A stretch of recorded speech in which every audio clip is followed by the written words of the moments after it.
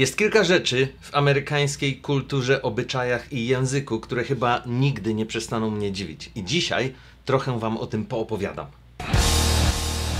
Jest taki zwrot w amerykańskim angielskim, którego często używa się w reklamach. Tak w zasadzie to nie wiem, czy jest ograniczony tylko do tego kraju. Być może nie, prawdopodobnie nie. Ale zawsze mnie zadziwia, że po prostu nadal on działa. Zwrot, o którym mówię, to up to 50% or more. Reklamując jakiś produkt, wyprzedaż, serwis, często słyszymy, że jest zniżka do 50% lub więcej.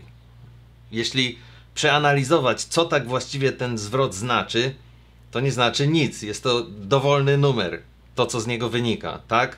Bo do 50% to jest jakikolwiek numer, jakakolwiek liczba między 0 a 50, no powiedzmy, że między 1 a 50, ponieważ szukamy tu jakiejś zniżki. No i potem druga część tego wyrażenia, lub więcej, up to 50% or more, czyli jeśli to przeanalizować i tak zupełnie matematycznie się nad tym zastanowić, to jest to jakakolwiek liczba, czyli może być nawet i 100% zniżki. Tak w zasadzie nic to nie znaczy, ten zwrot, nic nie znaczy, ale w jakiś sposób podświadomie, na jakimś tam tajemniczym poziomie świadomości działa. Jeśli się go używa w reklamach, to ludzie po prostu, jedyne co on komunikuje, to że jest duża zniżka w tej chwili, więc trzeba kupować. Numer 2, i tutaj trzeba o tym temacie mówić ostrożnie, żeby nikogo nie obrazić, ale po prostu zawsze się z tego śmieję. Sorry, nie potrafię się powstrzymać. Do dzisiaj nie umiem na tym przejść do porządku dziennego, że Richard w skrócie nazywany jest Dick. I nie byłoby w tym nic dziwnego, gdyby to samo słowo, dokładnie to samo słowo, nie oznaczało, nie było używane jako określenie męskiego przyrodzenia. Nie wiem, czy występuje coś podobnego w innych językach. Może jest dziecinne to i trywialne i głupie, żeby się z tego śmiać. Amerykanie tutaj na pewno mnie zbesztają, ale po prostu jest to naprawdę dziwne, bo zawsze i być może działa to dla mnie tylko dlatego w ten sposób, że jestem osobą dwujęzyczną i zawsze jak słyszę taką wymowę imienia Richard, taką wersję imienia Richard, to myślę sobie, że w polskim języku jednak byłoby to nie do przejścia, żeby istniała jakaś wersja męskiego imienia, która w tym samym czasie również znaczyłaby właśnie to.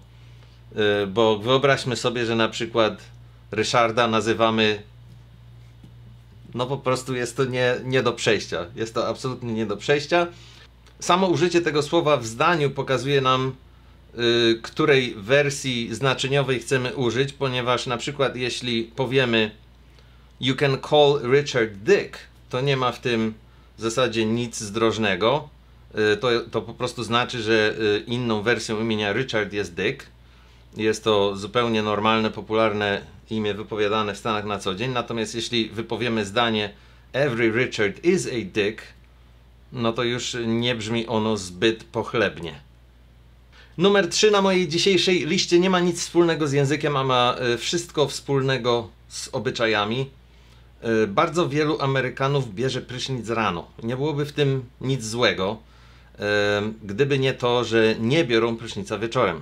Jak dla mnie osobiście to jest to rzecz absolutnie nie do zaakceptowania, bo jakoś nie mogę pogodzić się z tym, że człowiek po całym dniu spocony czy nie, po prostu zakurzony, wszystko tam się do nas przykleja w ciągu dnia, po prostu idzie spać i śpi w tym swoim kurzu, pocie i co tam jeszcze.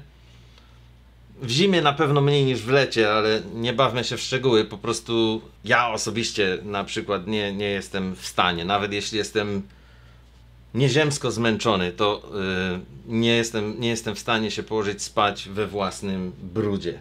Osobiste doświadczenie moje tutaj przez 18 lat życia w tym kraju jest takie, że spotkałem naprawdę dużą ilość Amerykanów, którzy biorą prysznic tylko rano. Nie wszyscy, trzeba uczciwie przyznać, bo na przykład Bloń i ja jesteśmy zupełnie na tej samej stronie, jeśli chodzi o ten temat i tak prawdę powiedziawszy, to byłoby ciężko, gdybyśmy nie byli, ale na szczęście jesteśmy. Numer 4. Imprezy w Stanach trwają 4 godziny. Tak się składa, że przez wiele lat pracowałem tutaj i nadal pracuję jako fotograf i filmowiec ślubny. Zarejestrowałem mnóstwo imprez w swoim życiu, ponad 750 dokładnie, w najróżniejszych stanach: New Jersey, Nowy Jork, Pennsylvania, New Mexico kilka razy, Colorado, Florida i jeszcze pewnie kilka innych, których w tej chwili nie pamiętam. Więc nie jest to tak, że imprezy w Ameryce tylko w danym miejscu trwają 4 godziny. Z mojego doświadczenia jest tak raczej w całym kraju. I dla Polaków jest to oczywiście dziwne i nie za bardzo do zaakceptowania, ponieważ my lubimy się bawić. Wiadomo, tradycyjnie polskie wesela trwają do rana i potem jeszcze są poprawiny w drugi dzień. Więc Polacy oczywiście znajdują własne drogi, żeby ten system trochę zmienić.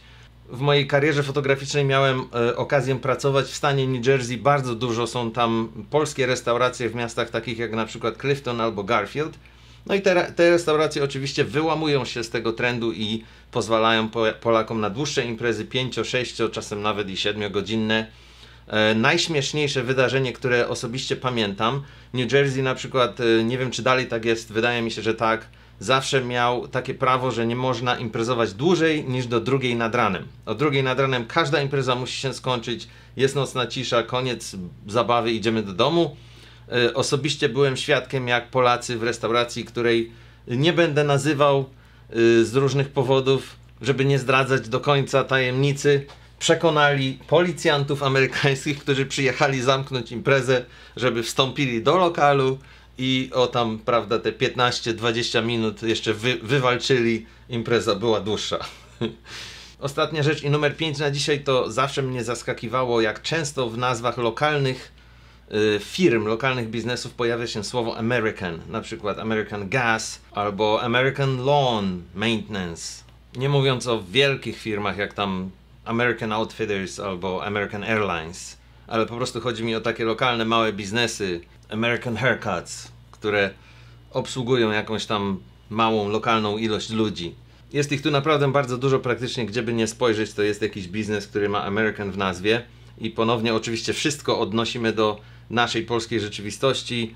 Być może też się to już w Polsce zmieniło, jeśli tak, to dajcie mi znać. Może za mało się rozglądam, jak latam do Polski, ale jakoś tak wydaje mi się, że w Polsce nie ma takiego trendu i nieczęsto nazywa się firmy z wyrazem polski albo polska w nazwie, a przynajmniej nie tak często jak tutaj w Stanach. Myślę, że każdy, kto żyje tutaj po tej stronie, się ze mną zgodzi, że jest to taka dosyć ciekawy trend i na pewno ma on dużo wspólnego z amerykańską dumą, która zawsze była na wysokim poziomie.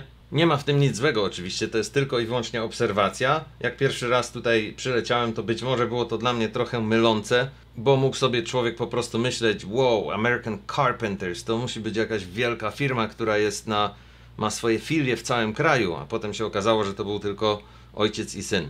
Jeśli wygooglujecie ten temat, co jest dziwne w Ameryce, co na przykład dziwi Europejczyków w Ameryce, to znajdziecie kilka rzeczy, które praktycznie wszystkie opowiadają te same historie i przedstawiają te same rzeczy, jak na przykład czerwone kubki na imprezach, czy że pharmacy to jest tutaj sklep, w którym jest w zasadzie wszystko, a nie tylko dobra farmaceutyczne. I kilka innych standardowych punktów, które praktycznie powtarzają się w tych wszystkich publikacjach, więc mam nadzieję, że to, co ja dzisiaj przedstawiłem, było choć trochę oryginalne. Dajcie znać, co myślicie na ten temat i jeśli oczywiście macie dla mnie jakieś sugestie, to słucham uważnie. Na dzisiaj to wszystko. David M. znika. Do jutra.